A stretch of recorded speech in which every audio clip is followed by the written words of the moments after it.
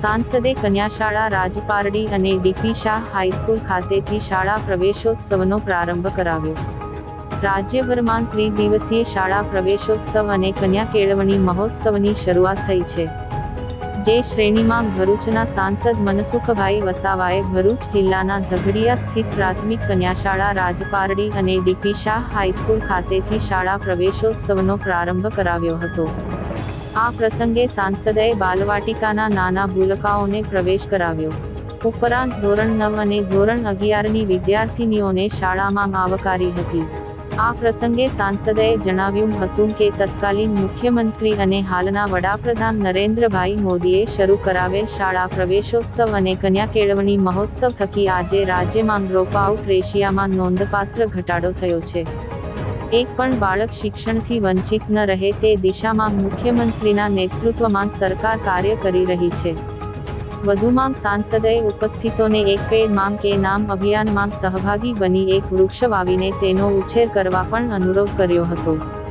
આ પ્રસંગે ઉપસ્થિત મહાનુભાવોના હસ્તે બાળકોને શૈક્ષણિક કીટનું વિતરણ કરવામાં આવ્યું હતું, તેમજ શાળાના તેજસ્વી વિદ્યાર્થીઓને સન્માનિત કરવામાં આવ્યા હતા। કાર્યક્રમ બાદ સાંસદ સહિતનાઓએ શાળાના પ્રાંગણમાં વૃક્ષારોપણ કર્યું હતું, સાથે ડીપી શાહ હાઈસ્કૂલ ખાતે ધોરણ 11 માટેના કોમ્પ્યુટર લેબને ખુલ્લી મૂકી હતી।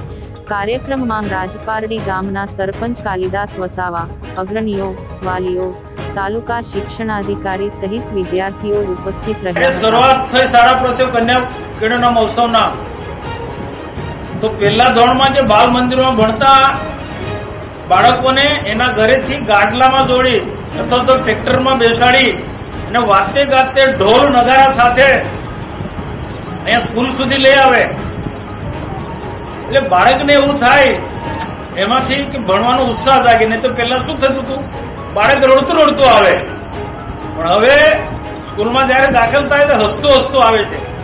એ કેમ? આ શાળા પ્રવેશોત્સવ અને કન્યા કેળવણી મહોત્સવના કારણે।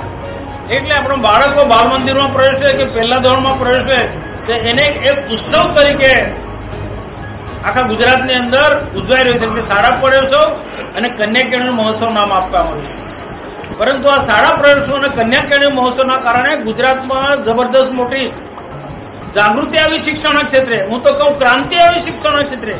અને આ શાળા પ્રવેશોત્સવ અને કન્યા કેળવણી મહોત્સવના કારણે દીકરા તો ભણતા થયા, દીકરીઓ પણ તેટલું જ ભણતું હતું। 100% દીકરા દીકરીના આજે હાજરી બોલાય છે, નામાંકન થાય છે।